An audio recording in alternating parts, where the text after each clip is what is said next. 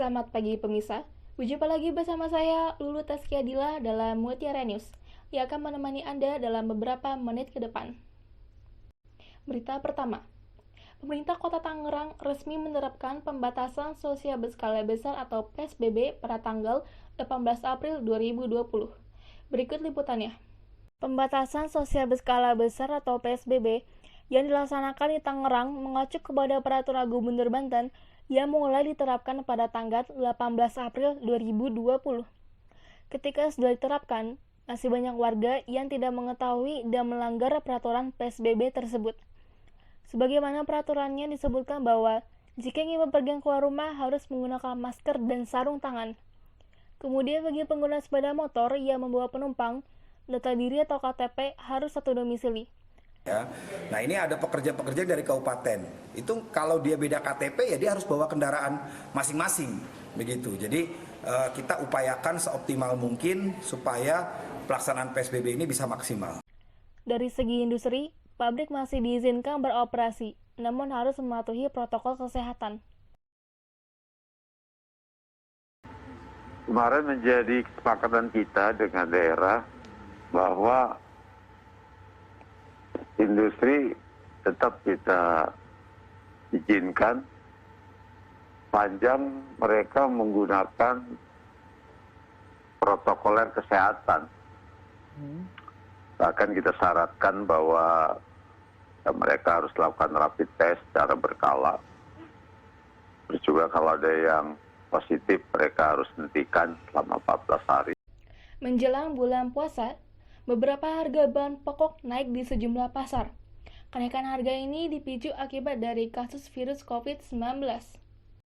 Berbagai kasus virus corona atau COVID-19 membuat bahan pokok naik, seperti gula pasir dan bawang putih yang mengalami kenaikan cukup signifikan.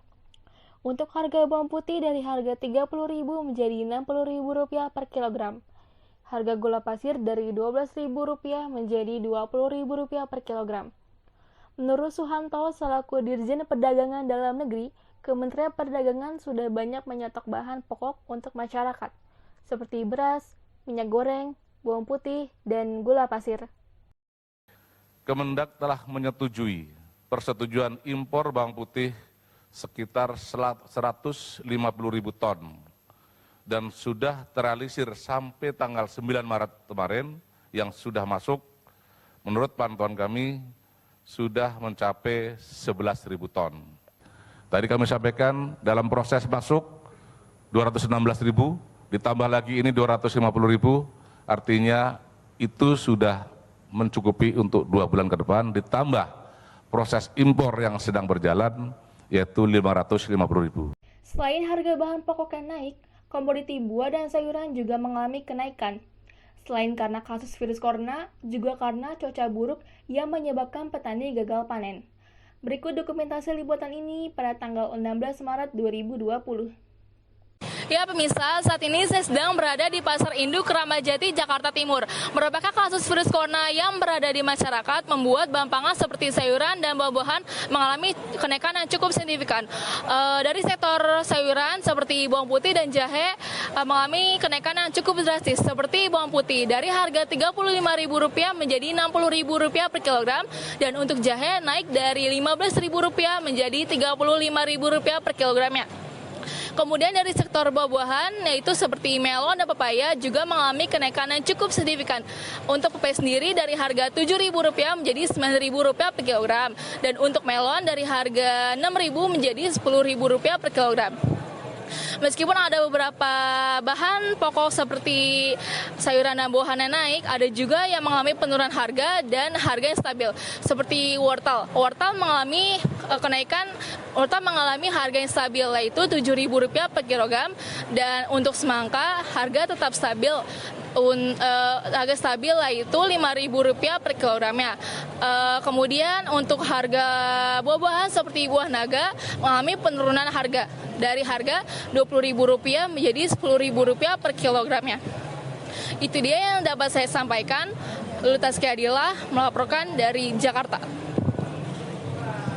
Berita selanjutnya, keluhan kuliah online dari para mahasiswa dinilai kurang efektif. Berikut laporannya. Baik pemirsa, merebaknya kasus virus corona di Indonesia membuat pemerintah mengambil keputusan tentang seluruh universitas di Indonesia untuk belajar secara daring atau online. Keputusan dari pemerintah tersebut guna memutuskan rantai penyebaran kasus virus corona di masyarakat. Semenjak pemerintah memberlakukan social distancing, seluruh universitas di Indonesia menggantikan kuliah tatap muka menjadi online. Namun sayangnya, banyak mahasiswa yang menilai perkuliahan secara online tersebut tidaklah efektif. Menurut saya, kuliah online tidak selektif dengan kuliah tatap muka, karena mahasiswa juga kurang memahami jika materi perhitungan dijelaskan dengan teknologi.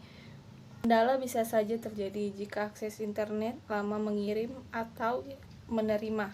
Terkadang sinyal juga mempengaruhi proses belajar sehingga mengganggu proses pelajaran, dan ketika mengirim tugas terjadi karena internet minim sinyal. Saya tentang perkuliahan online itu sebenarnya biasa aja, maksudnya tidak ada yang drastis antara kuliah online sama kuliah offline.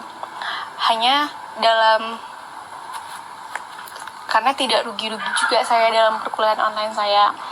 Cuman ada beberapa hal yang kita tidak bisa dapat dari kuliah online ini, seperti kita kuliah bertatap muka dengan dosen kita gitu.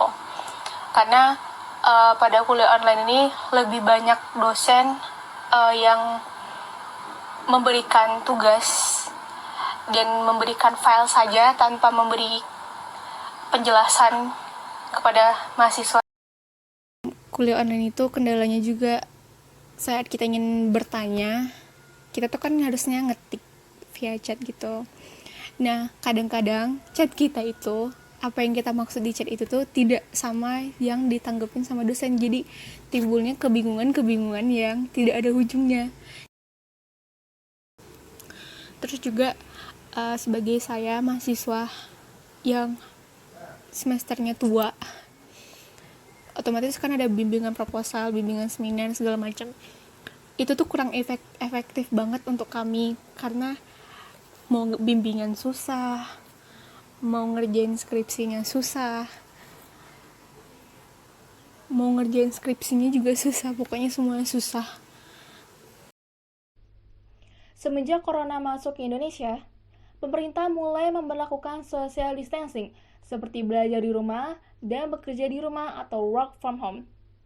Namun bagaimana dengan nasib para pekerja yang masih bekerja di luar rumah? Berikut liputannya. Saat ini, masyarakat dihimbau oleh pemerintah untuk memberlakukan social distancing agar tidak tersebarnya virus corona di masyarakat. Bagi para mahasiswa atau pelajar, mereka mengganti belajar tatap muka dengan online class. Dan untuk karyawan bekerja di rumah. Namun sayangnya masih ada pekerja yang bekerja di luar pandemi virus ini, seperti ojek online maupun pengemudi transportasi lainnya. Mereka masih tetap bekerja demi sesuap nasi untuk keluarga di rumah. Mereka rela bertahan dan yang mereka bisa hanya menjaga diri dengan sebaik-baiknya. Saya punya anak 2, meninggal 1, dan sekarang ini saya sedang mengalami sulit. Istri saya sedang mengalami sakit kanker payudara stadium 4. Sehari biasanya sebelum pandemi COVID ini, biasanya daling sehari itu kita mendapatkan paling nggak 200 atau 250 dalam sehari. Tapi setelah ada pandemi corona ini, paling tidak buat saya maksimal itu 100 atau 150. Lingkar Ganja Nusantara adalah suatu komunitas yang ingin melegalkan ganja di Indonesia. Namun saat ini sayangnya ganja masih dianggap tidak legal. Penggunaan ganja di Indonesia masih dianggap ilegal. Namun bagi menurut Tommy Gumilang selaku penasehat hukum Lingkar Ganja Nusantara, ganja memiliki banyak manfaat. Salah satunya untuk dalam bidang medis. Ia mengatakan ada zat di dalam ganja yang bisa dijadikan untuk pengobatan. LGN ingin ganja dapat dimanfaatkan untuk kegiatan medis, untuk pelayanan kesehatan. Karena apa? Ada beberapa penyakit yang di buku ini ternyata dituliskan punya hubungan baik dengan ganja. karena ganjanya ilegal, orang yang sakit itu jadi nggak dapat manfaat ganja untuk dirinya, untuk kesehatan dirinya. Berita tadi sekaligus menutup perjumpaan kita kali ini. Saya Lutas Kadila, pamit undur diri. Selamat pagi dan selamat beraktivitas.